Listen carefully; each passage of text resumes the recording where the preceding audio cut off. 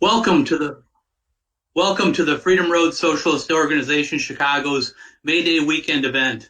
I'm your host, Richard Berg, and we have a fabulous lineup of speakers and performers.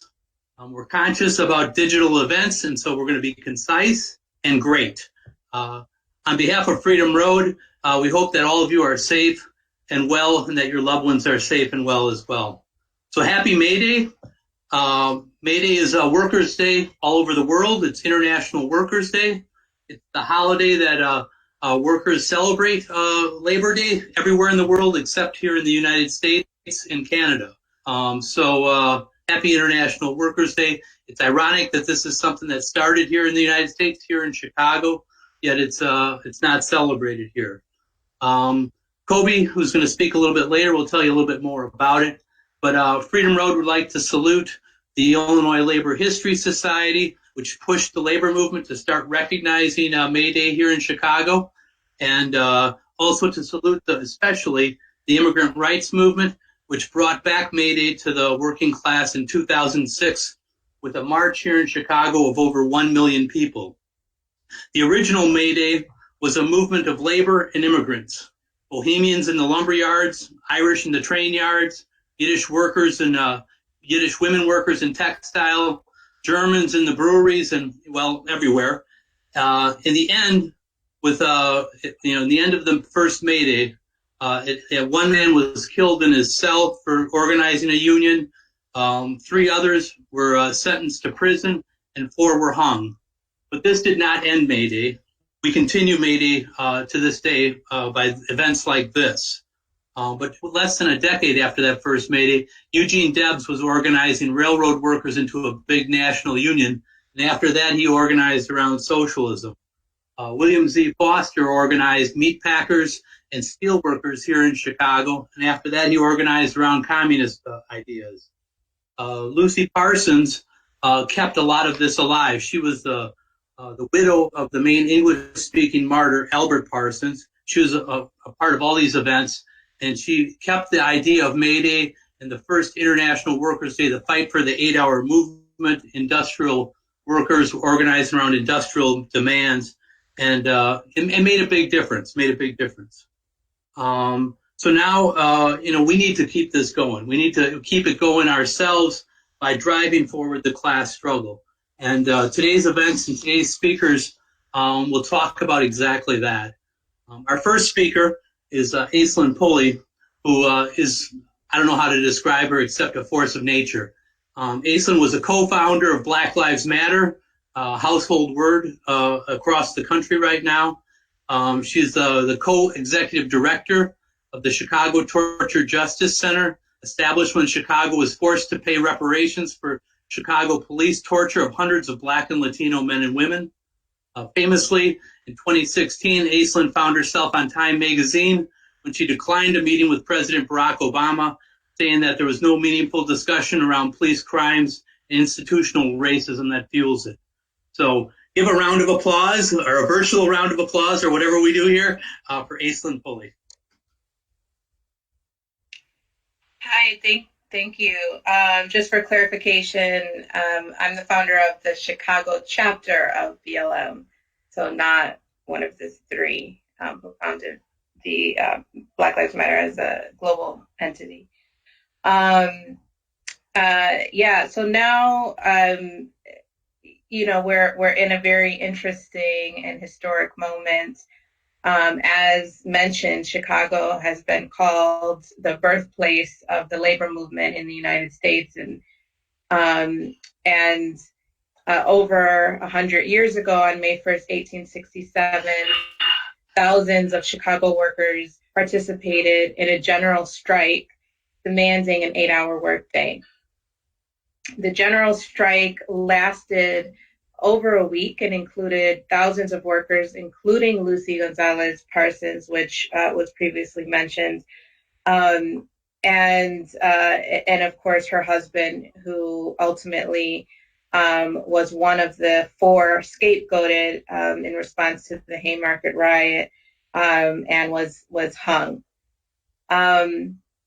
This past Friday, we saw white supremacists gather downtown Chicago to demand Governor Pritzker reopen the state.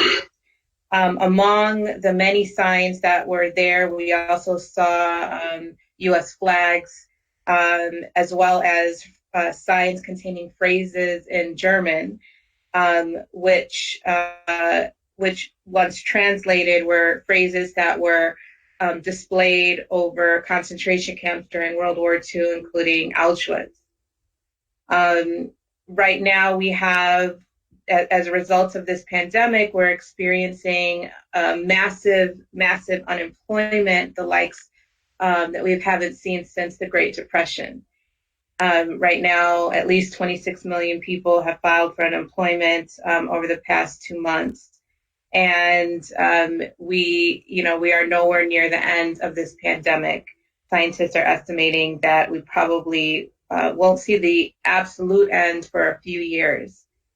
What this pandemic has made plain is that, the true cost of this system is human lives and livelihoods, built in order to maximize profit at the expense of the masses of us. Right now, what we're seeing is the increase in the most vulnerable populations being further dying and being placed in extremely vulnerable situations due to economic need. We're seeing the poorest of the poor being the most susceptible to the pandemic, to the virus, and the workers who are a part of providing the food and the necessary tools and items that we need in order to survive, having no protections, including lack of livable wages, as well as lack of health care.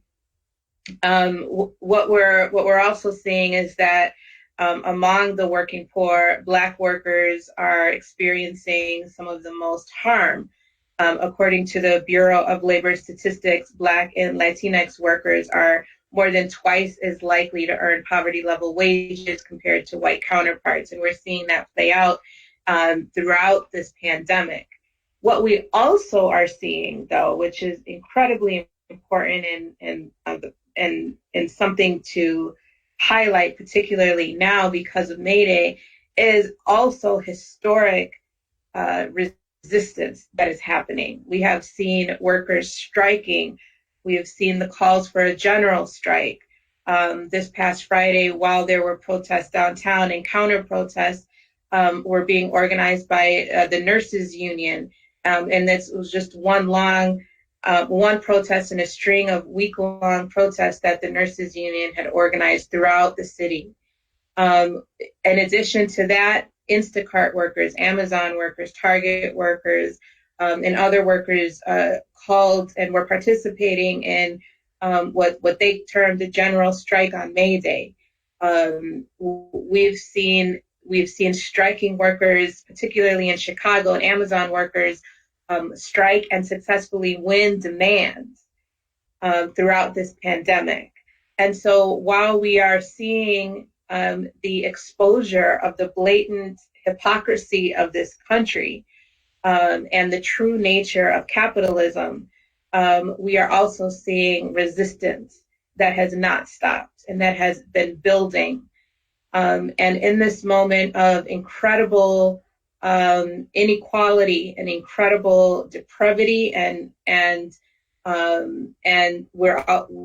we are seeing resistance while the billionaires and the billionaire class are reaping historic profits. So we're approaching a scenario that's not unlike the scenario that led up to the buildup of World War II, where we have an increase in fascism and we also have an increase in an organized working class beginning to flex their muscles. What will happen at the outcome of this pandemic will be pretty critically important. Will we be able to amass the amount of labor power necessary to truly push back the ruling class's attacks on working people in this country that has gone on expedited and destroyed a lot of the wins that were won during the labor movement of the 30s and the 20s through privatization and massive strike-breaking techniques. Will we be able to push back that tide and win gains and begin to create a society not organized around hoarding of wealth by a small minority of people, but actually organized around the massive needs of people who are the ones that truly make this country and make all countries actually run. And what we're seeing now is the people who actually make this country run and make all countries run are the workers, are the working class, the ones who have to get up day in and day out and go out and check in. And that includes the workers who are at the front lines of this pandemic, including the hospital workers, the nurses, and all the others, as well as the workers at the grocery stores, in the factories and the plants. And those are the ones who we are seeing actually have the power to transform social relations while we're in a pandemic. And this moment should be a moment of inspiration and mobilization. They are showing us the way forward. Thank you. Yay! Thank you so much, Aislinn. It's kind of we're doing this without an audience, but I want to first, before we go on, tell people we want you to share this event. So wherever it says share on your screen, or I'm looking at a different screen than you, so you're going to have to use your technical wisdom for that. We need people to share this with others, or to do a joint watch, or whatever it does that brings more into this. We want you to do that right now. So I'll take a second. Go do that. Share, wherever that you're supposed to do that. Usually right now, if this was a rally, a room full of people, we would do a chant. And so I am not to be deterred. I'm going to do a chant anyways. So I'm going to say, they say cut back, and you say, we say fight back. They say cut back, we say fight back. They say cut back, we say fight back. They say cut back, we say fight back. Good job, folks. So, okay. Our next speaker is Kobi Guillory. And Kobi, came on the scene a couple years ago like wildfire. And he's made an impact into our movement that's significant. He's a leading member of the Chicago Alliance Against Racist and Political Repression. He was an organizer for the conference that established the Alliance as a national organization, which brought 1,200 people, mostly Black, Latino, Arab, Filipino, to the Chicago Teachers Union Hall, my union hall, I should say, to the Jackie Vaughn room of the CTU, the Chicago Teachers Union Hall. Kobi is going to be speaking on behalf of Freedom Road Socialist Organization. So give Kobi a big round of applause.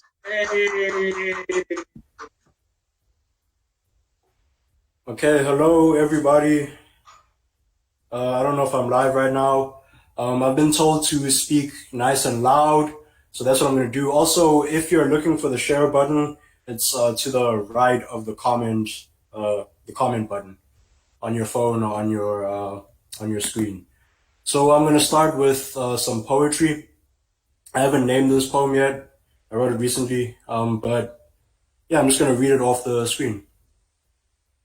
Yank my roots from the warm soil, cut me open, hollow me out, throw my guts to the sharks, build your kingdom with my hands, decorate your house with my naked skull, whip me, hang me, shoot me, kill me, plant my bones in the cold, hard ground, but don't for a second think that I'm dead.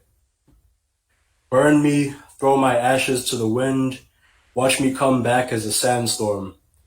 Tie a block to my feet and drop me in the sea, watch me rise on a tidal wave and pull your castles to the mud. Watch these chains dissolve and prisons crumble. Watch the ground open up and swallow your riches. You better run when those black clouds start to gather.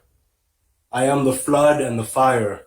I am the decades when empire slowly decomposes and the weak when it turns to dust. I am the single strand of hair holding a sword above King Capital's throne, and the snap when the blade hits his neck. I am the fist, the rock, the guillotine, the AK-47. I am the voice that sobs and screams and melts bullets into milk and honey. I am a mood and a moment when 10,000 tongues speak with one shout and the world grinds to a halt. I am a soul recycled in struggle, and we are millions. Okay, so I'm gonna just like snap for myself because, I can't hear anybody. But yeah, if you like that, share this. Again, just telling people to share it because, that helps us out. We want to get this in front of as many eyes as possible and, raise our demands, raise the struggle, and educate people. So in that spirit, I also have prepared some remarks for today. And again, I'm just going to read them off this computer. Okay, so today we're celebrating the history of workers' struggle and the people who fight against exploitation.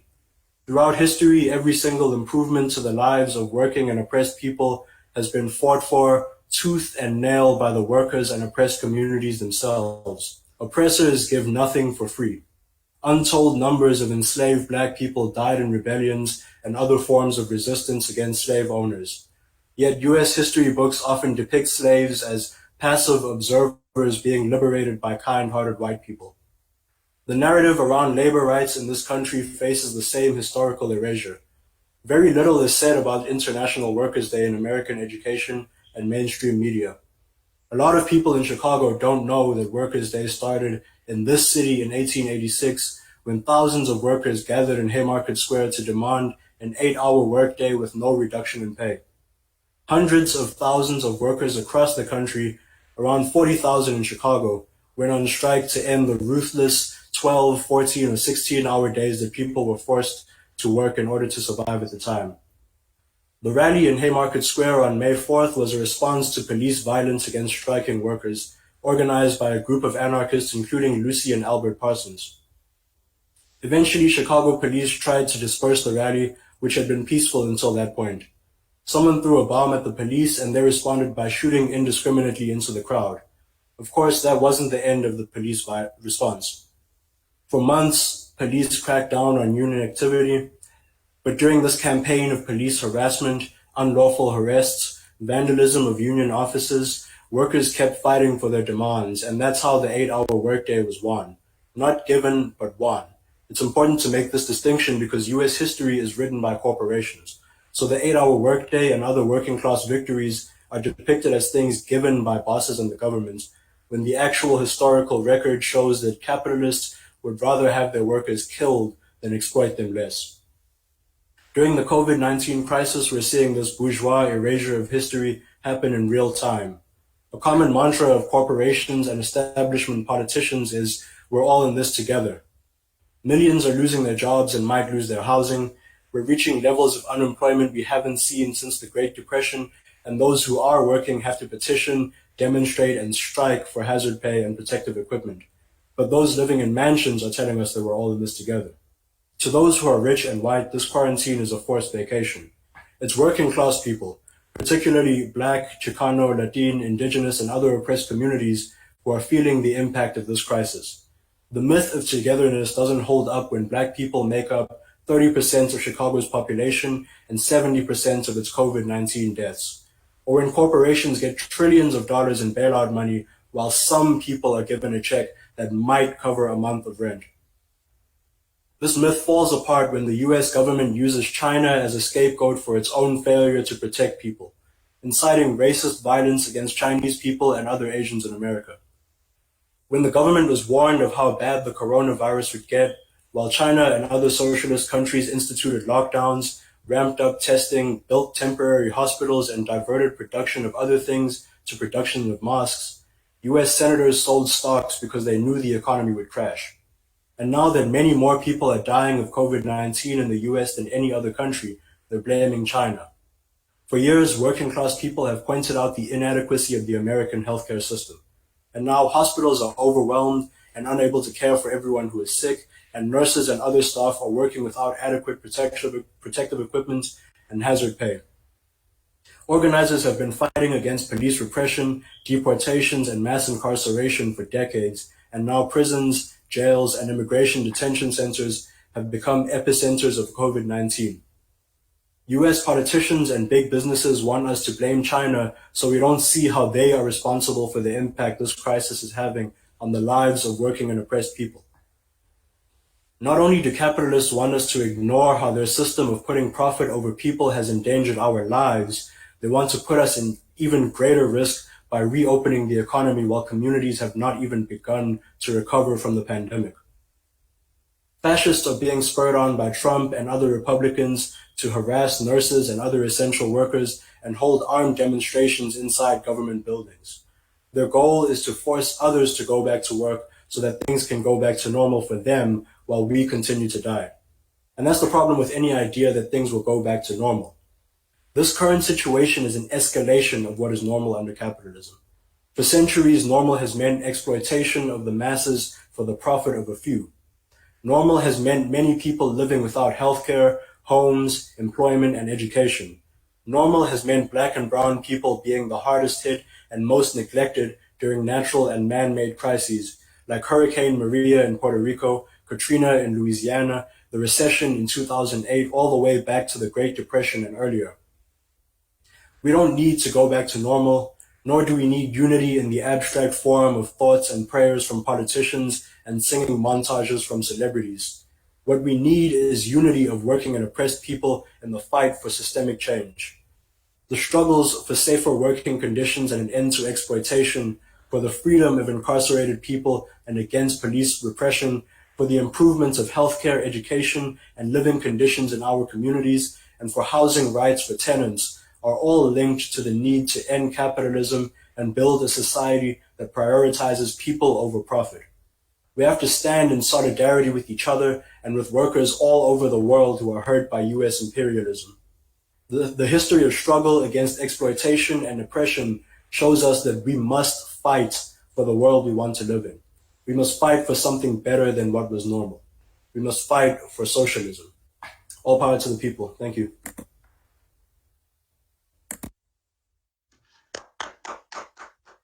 All right, thank you, Kobi. That was fabulous. Telling it like it is, and we deeply appreciate that. Next, well, first let me remind people to share on your screen wherever that is, and thank you, Kobi, for telling people where it is. But we want you to share this. We want to get the word out to folks what's going on. Next, I'm going to say a few words about Freedom Road's view of the labor movement, where we're at right now, our vision for change, and then I'll move it on to our next speakers. But so let me just say this first. I mean, I consider it a deep honor to speak to you, to speak on May Day especially, and for this organization, Freedom Road Socialist Organization. We need desperately real change, like Kobi was just talking about.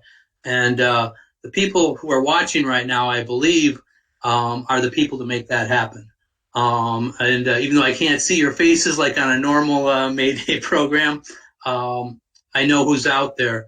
And I know this is of interest to you and that you care deeply. And so you are the important people, I believe, that will make these changes.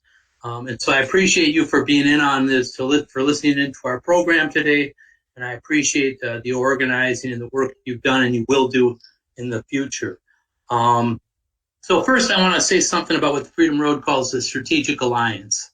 That's a view of the alliances between the working class and the oppressed peoples, the oppressed nationalities, especially Black, Latinx, and other oppressed peoples. And that this alliance is where the change is really going to come from. And so what that means is, in our trade unions, we need to make, demands for full equality. The trade unions are the economic organizations of the working class. And, we need to try to push for political demands where we can, but we have to demand power for all peoples. And, power to the people, or all power to the people, as Kobi ended his speech, those are important demands that we all need to take up. And this strategic alliance it means that it's not like one is more important than the other. Working class people don't get freedom if black people are left behind, and the other way around as well, or any other oppressed peoples. So it's important that we understand that. The other thing is Freedom Road focuses on building class struggle unionism. I mean, let's be honest. I mean, in the labor movement in the United States, there's a lot of let's make a deal going on here. And where that exists, we need to stop it.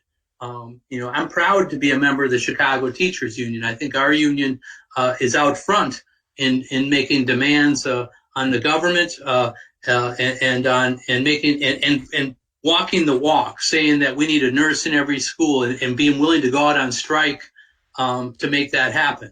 To saying that the librarians that they got rid of, we want them back. And so I'm proud of the union, Chicago Teachers Union. I think it is on a class struggle basis.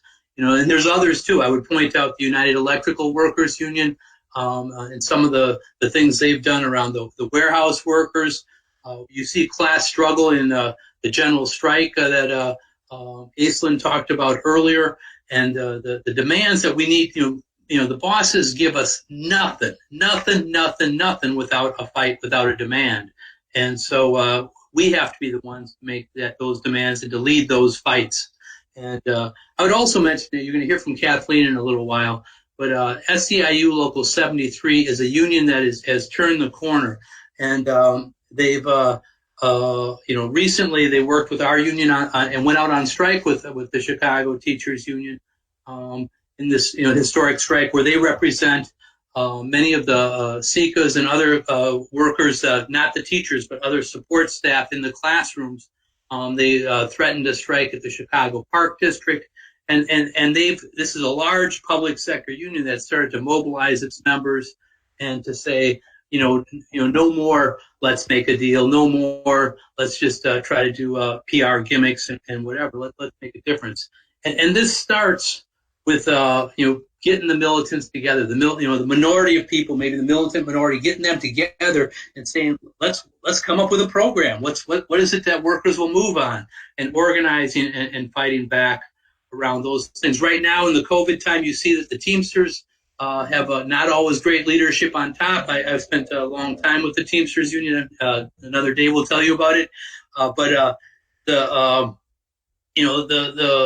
Where you don't have good leadership, you got to organize what you got. And so people going out there and fighting for safe working conditions and making sure, getting hazard pay. These are things that we want, and we should have.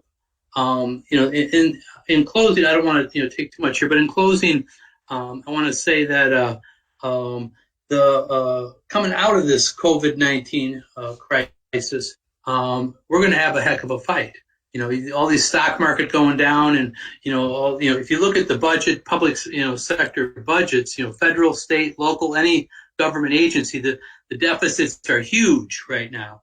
And so I expect that you're going to start hearing, hey, the public workers, their pensions are too high. I thought we got past that, but apparently I'll bet you dollars to donuts we hear it again, and that we need cuts, to pay for this stuff. That don't go after the rich people, just go after the poor people, and making poverty even sharper.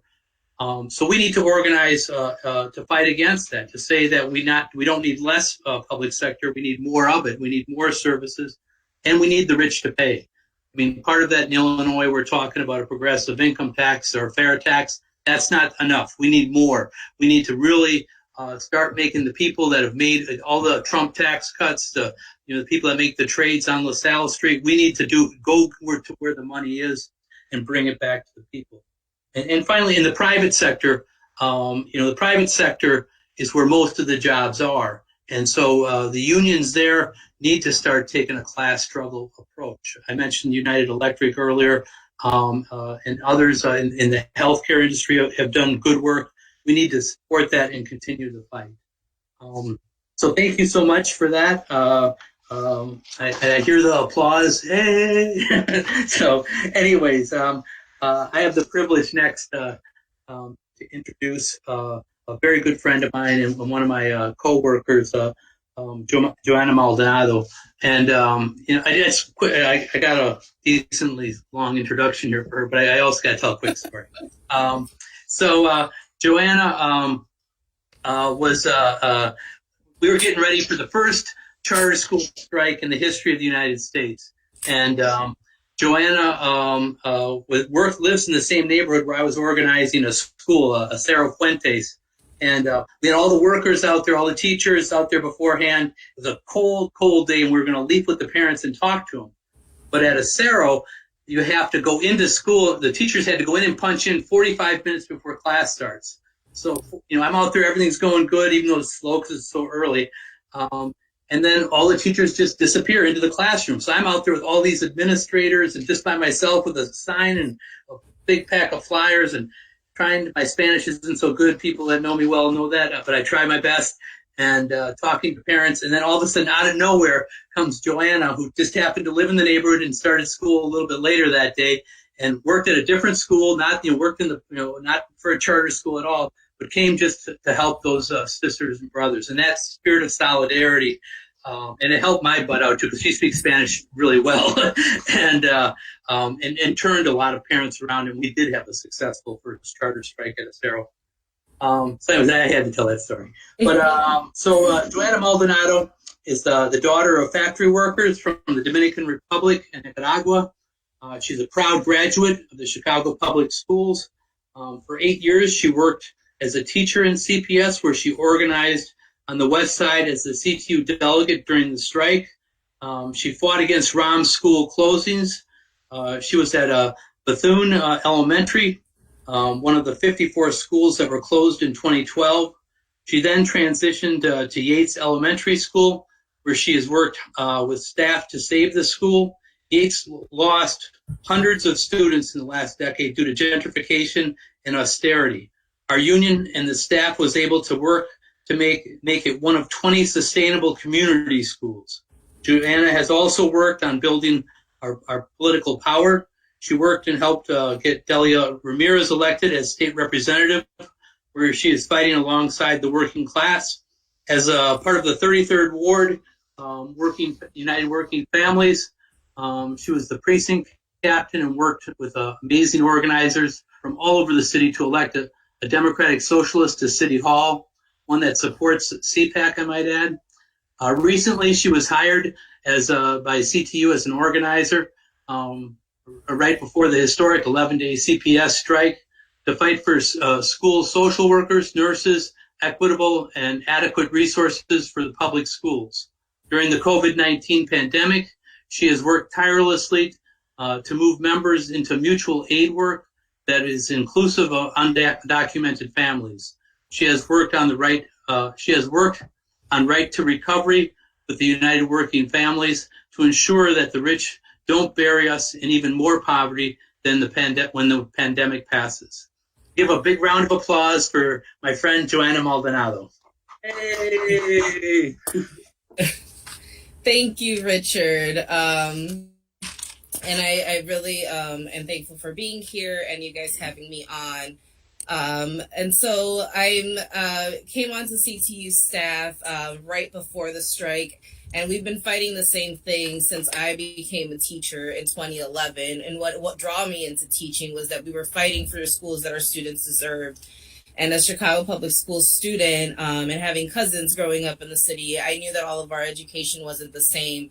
And through the union and the CTU has really been able to teach me the things that I would not have learned otherwise, and been with people that are fighting for our students and with our students. I still have brothers and sisters in Chicago Public Schools, and so all of these digital divide issues are occurring in my house. The lack of laptops and access that our families are experiencing, and the losses that our students are also seeing. And I know that in this time, there's a lot of numbers being thrown out there, but those numbers are people, and those people are students who are becoming essential workers during this time because they may be the only ones that are able to bring in money into their household at this time.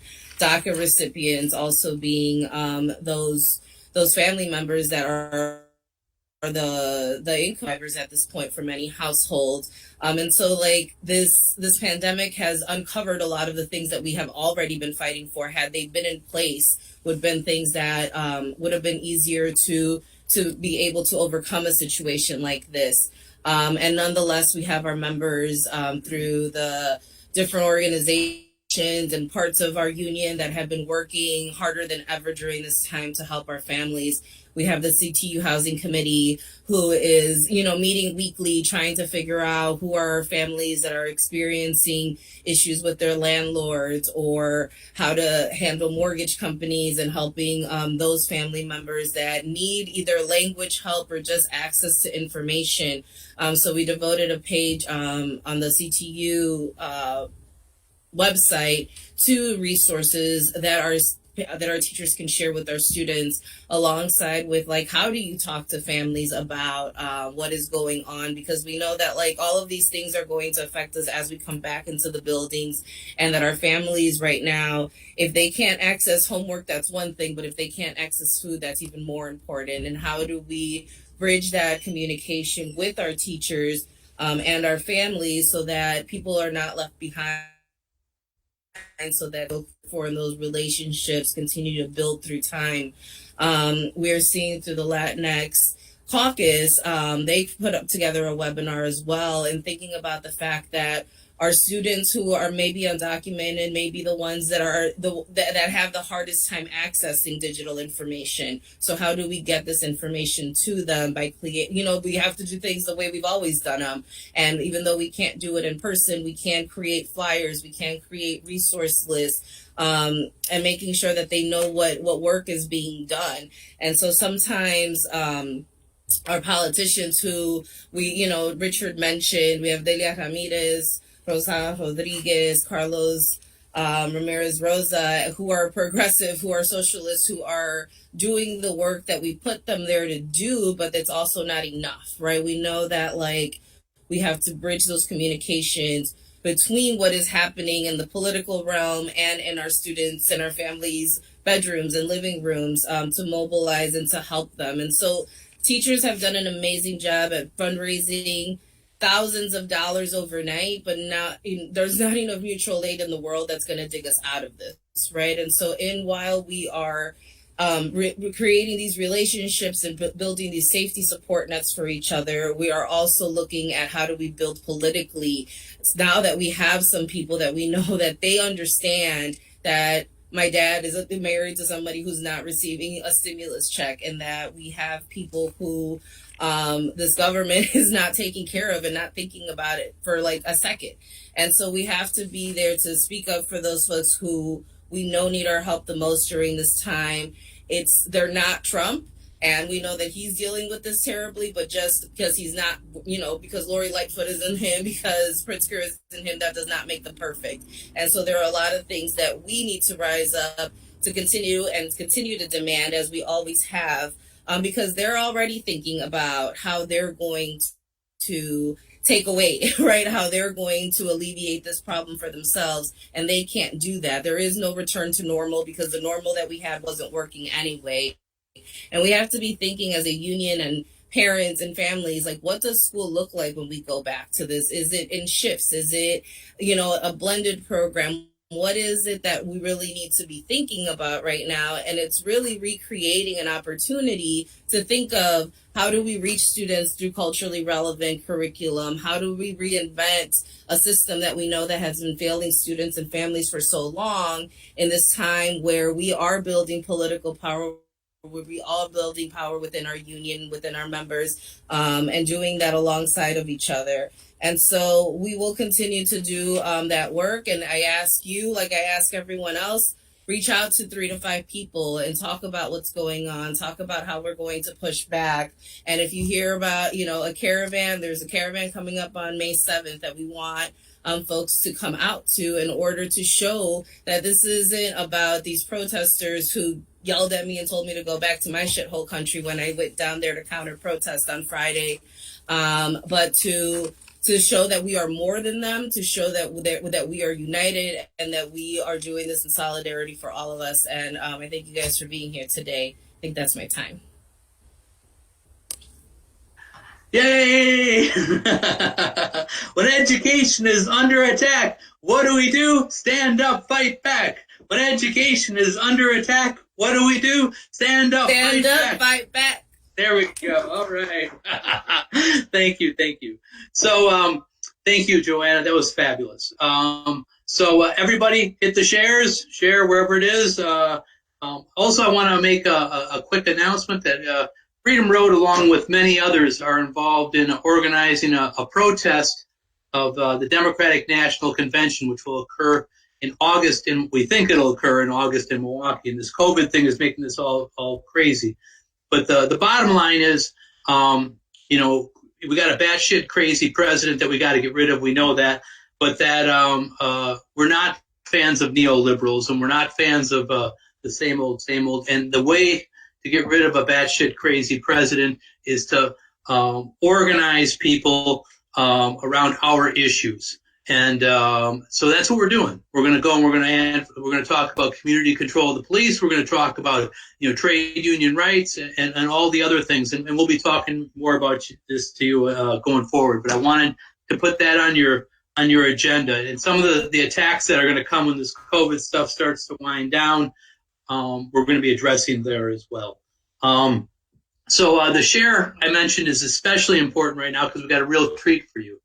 Not that all the people we've had so far are not also a real treat. We have a cultural performance that I want you to I think you'll enjoy. I think this is something special. So next up is a cultural presentation from several Filipino organizations that fight for national democracy in the Philippines. The performance is a song and poem by Chris Aldana from Gabriela, Chicago. Gilary, Valenzuela from Anakbayan, Chicago, and Lorenze, Cordova from Anakbayan, UIC. There will be English translation of the song and lyrics on the screen so everyone can follow along. So give a round of applause for our Filipino comrade.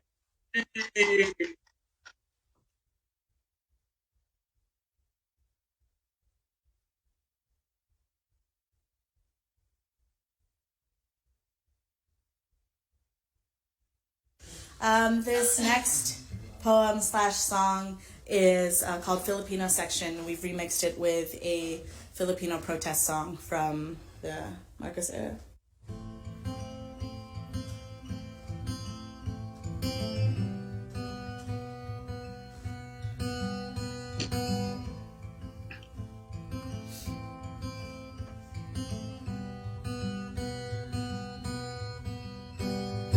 Bawat pagsubok ay ating sinuong. Sa Is it going? labanan ay laging pasulong. Tayong manggagawa ay makakapipisig. It is, yeah. Tinusay tumindig. I never expect to find this in the bookstore. I try anyway. I check for us in the nonfiction because I know our history is real. I think I might find my people in the poetry section because it's poetic how a populace can go on living through every new oppressive presidency. I run my fingers across every shelf. I linger on every Spanish author, Hernandez, Estrada, Ocampo, as if I'll know which book carries centuries of colonization on its spine just by looking. I forget how easily our names hide behind other ethnicities, how so often my people are mistaken for what we are not.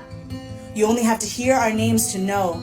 De los Santos, De la Cruz, Del Rosario, as if Catholic syllables could bring us closer to God, as if breathing faith into our family names might bring our families praise, as if keeping our heads down in prayer could keep us safe, as if prayers to a savior who looks like a foreign king could save us. Maybe that's why we're always forgetting how brown we are. How brown we've always been, until they came to water down our family trees. If you shake the branches hard enough, I promise you, a conquistador might fall out. At the reunion, your tita boasts about how much Spanish blood runs in our veins, as if their blood is what ripens our roots as they grow. We all want sampaguita skin for a reason. We use their words to describe how close we are to their image in order of preference. Mestiza, morena, negrita, I don't have to tell you what they mean. At ating kasama'y mga magbubukid at ang sambayan ng hindi madadaig. Dudurugin natin imperialistang ganig hanggang lumang kanigalay makatid. There is one lonely section for the books of color: African American Studies, Latin American Studies, Asian American Studies. They grouped us all together so it's easier to keep track of us. Just like naming us makes it easier to keep track of us, like Lopez, Mendoza, de Guzman. I know I won't find my people here, but Gutierrez, Aquino, Guevara, I try anyway. It's been centuries since they left our shores, but we still measure our days in their language. Anong oras na?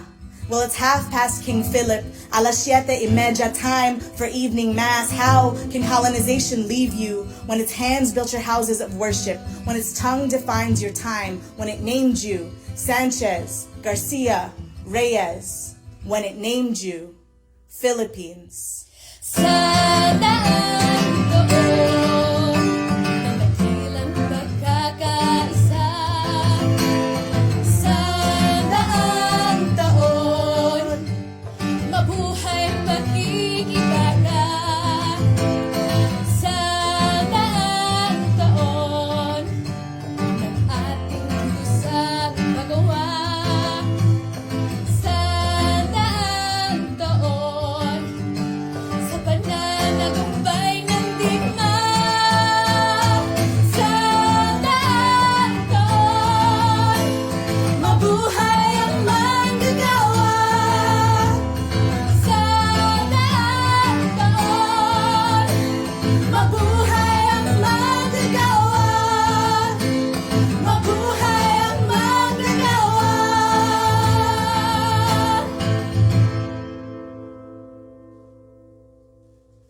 Thank you.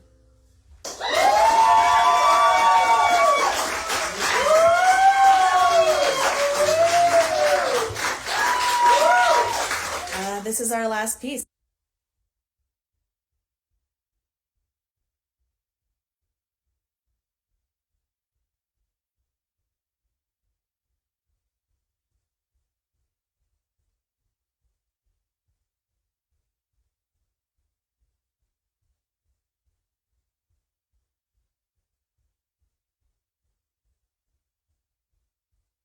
All right. Thank you so much. I want to thank our Filipino comrades for that wonderful presentation. It was yes. This gives international workers our international flair, I think, a little bit more. So thank you so much. We really appreciate that. So next, I want to introduce a good friend of mine, Cathleen Jensen, who's vice president of SEIU Service Employees International Union.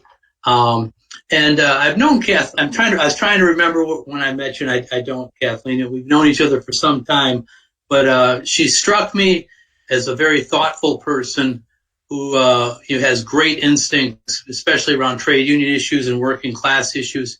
She's on the right side of issues. When I'm confused and she says something, I think that's the way I need to go because she's usually right. So I encourage people to listen to her carefully. She's on the front lines of this healthcare crisis right now because she's a healthcare worker. But also, I mentioned earlier, I just want to say this before I go into the introduction part. She was her union went through some ups and downs, and there's been some real struggle at the University of Illinois Chicago Hospital where she works, and within her union and outside. And now I believe that it's starting to head in the right direction, and in no small part because of her leadership and others on the executive board there. But it was a struggle, and it's a struggle that if your union isn't a fighting union, you have to you can learn from Kathleen and others that you can turn that around, you can make that the case. So as I said earlier, Kathleen is a vice president of the Service Employees International Union Local 73, and she's an occupational therapist at the University of Illinois at Chicago Hospital. Kathleen helped lead the professional workers at the hospital in a 3-day strike in 2012. Today, workers at UIC are in a life and death struggle to save COVID-19 patients and to defend themselves against a management that doesn't prioritize their safety. So give a round of applause to Cathleen Jensen. Hey! Oh, thank you. Hi, everyone. Thank you for having me for this. Yeah, at University of Illinois Hospital, management calls us heroes, but feels like they really want us to be martyrs. We represent approximately 4,000 workers at UIC. It's building service workers, technicians, clerical workers, and our professionals are working mostly in clinical positions. On March 16th, Governor Pritzker closed all non-essential businesses. And on that same day, the University of Illinois Chicago declared an external disaster, which suspended many of the protections that civil service workers have. Management was quick to suspend our rights as workers, but they've been a little slow on protecting our safety. As early as mid-March, we started getting complaints from our union workers in the hospital, patient care units, housekeeping, front desk, food service. They were being told that they could not wear masks, and they were threatened with discipline if they did not remove their masks. They were told that masks are not a good look or it sends the wrong message. After the shelter in place order, we had supervisors who resisted the mandate for non-essential workers to, if they could work from home, to be working from home. And then we started getting sick. So as of now, we have at least 176 hospital workers that have tested positive. That's the hospital alone. And we know that number in no way reflects the true number, because initially they weren't testing employees. If you had symptoms, they'd send you home on a 2-week quarantine and then you'd come back to work. So we will never know exactly how many people we really had sick. Tragically, just this past week, we lost 2 employees from COVID, and another coworker's husband died from COVID that he contracted from her, that she contracted at work. So our jobs really changed overnight. You know, I'm an occupational therapist. I normally see people who come to the hospital 1 or 2 times a week for outpatient therapy.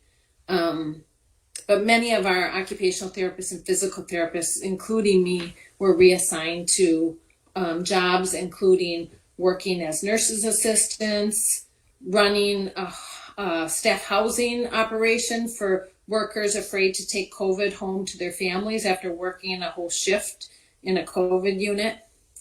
We also have teams of OTs and PTs that are working in the COVID ICUs. Their job is turning patients to help the patients that are on ventilators, to help them breathe. We're really proud of the work that we do, but we have growing concerns about our safety and our exposure. Many therapists say that they feel more comfortable working in the COVID units, because on the COVID units, you're gloved and you're gowned and you're goggled and you're using the good masks, the N95s. But the COVID risk exists all over the hospital. There's dangers in our non-COVID floors, like the neuro unit where I work. We're working with only the paper masks and no goggles. And just this past week, we had 3 employees go home infected and sick, and 3 of us are pending testing.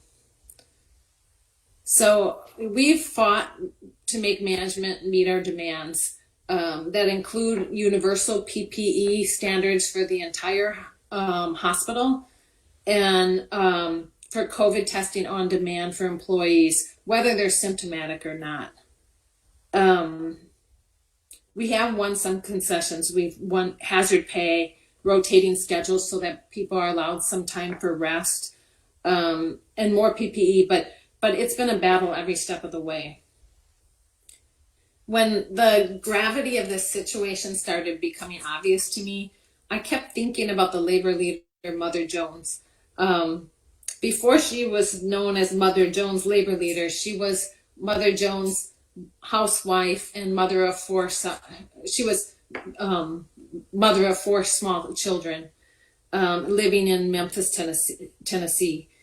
In 1867, when an outbreak of yellow fever hit Memphis, she witnessed the death of her husband and all 4 children because of yellow fever. And she wrote about it. She said, "I went from bed to my crying children and dying husband. No one came to help because how could they? Everyone was facing the same." And I think about that and I think, how does someone come back from a tragedy like that? And it's my guess that Mother Jones came away with it with an understanding of our interconnectedness as people that I think is going to be undeniable again after this global crisis. But I think she came away with a conviction that our need for food and for shelter and for healthcare and for productive work and fair wages is not as critical, not just for individual survival, but for the survival of our society. And she spent the next 55 years fighting for those ideals. So like here we are now, it's 153 years later. We're in the midst of another health crisis that's threatening our society. So, what do we do? And another thing that Mother Jones wrote was, "Pray for the dead and fight like hell for the living." And so that's my plan. You're going to find me fighting at UIC. You're going to find me fighting anywhere that I can join in to work for universal health care and for workers' rights. So that's my hope that the silver lining of this is that we see that we're all in this together. So. Thank you. Yay! As I said in my introduction, Kathleen is a thoughtful person, and I think you point us to where we need to be. I mean, we need to go in this like Mother Jones, with our eyes wide open, knowing what we're up against, what we've seen, but knowing that we need to fight like hell for the living and make a better world. And so I think the people that are on this video, if you've lasted through this thing, you are the people that we want. And we need to work together if we're not already working together. You need to be involved in a mass organization, fighting for a better world, whether it be in your neighborhood, in your union, your workplace, in your campus, whatever it is. And it makes all the difference in the world.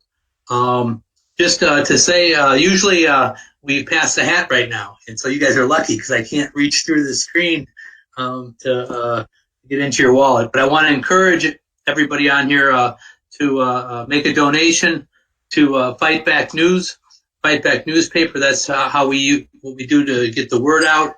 And you can go online, fightbacknews.org, and there's ways there you can make a donation. So I want to. That's all. I'm not going to give a big long pitch. We're not going to close the doors or anything like that. But we do.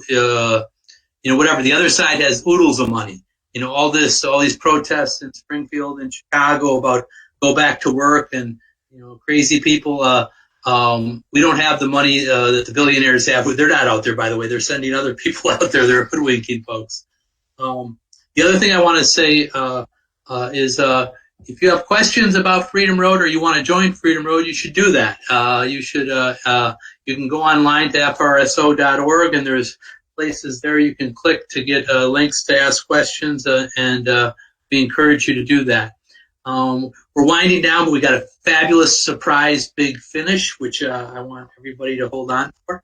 But before you get the surprise big finish, I want to say thank you to all our speakers who were excellent today. I think, and to our performers, especially the Filipinos, and to Kobi for his poem. I want to thank everybody. I especially also want to thank Joe and Erica and Frank Chapman for helping be the brains behind some of this. And a special thanks to Andy Koch, who's our director, producer. I don't know what they say. We don't usually have all these titles in a May Day digital thing. This is new to me. But But Andy did a great job making sure that we're on screen. You can see us and hear us, and all those kind of things that. And trying to tell me where the share button was, and I still don't know. But hopefully you shared this with some people. But we're going to close out with, as you would guess, that you always close out a May Day program by singing the International. And we got Andy Koch is going to play the International for us on the banjo. And so if you don't know, it's a good time to stand up and raise your fist. And if you know the words, sing it out loud. If you don't know the words, that's okay. Just stand up and raise your fist. So, okay. Andy, you want to take it away? Hey, how's it going, everybody? So I've been spending most of this live stream behind the scenes, switching everybody's video over and all that. But I'm going to play the International on the banjo just to bring everything to a close.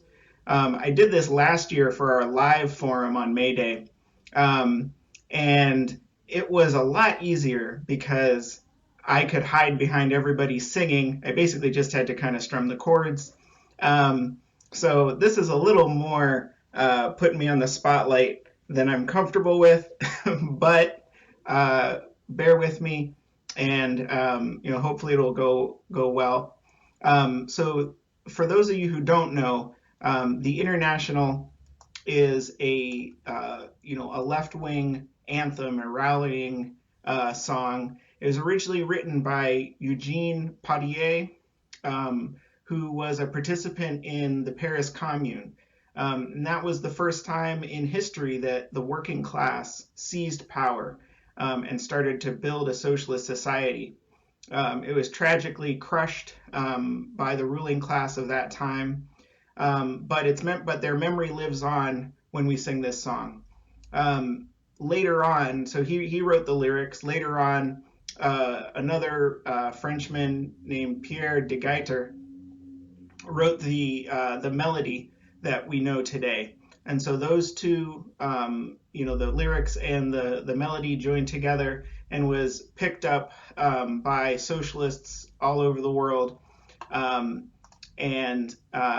you're about to hear it. So if you want to sing along at home, we've got the lyrics right here. I'm just going to do the first verse and the chorus.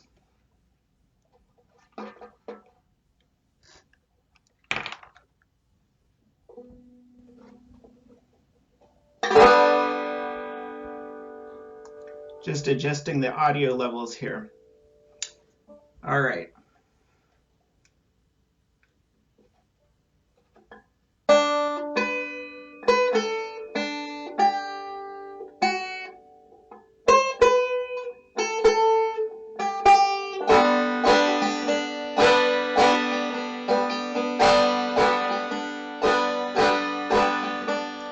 Arise, ye prisoners of starvation, arise, ye wretched of the earth, for justice thunders condemnation, a better world's in birth. No more traditions chained so bind us, arise, you slaves, no more in thrall.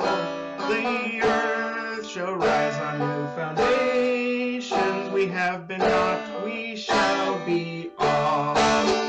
'Tis the final conflict, let each stand in their place. The international working class shall be the human race. 'Tis the final conflict, let each stand in their place. The international working class shall be the human race. Thanks so much for joining us for this May Day program. Long live International Workers' Day, long live socialism, and we'll see you around in the struggle.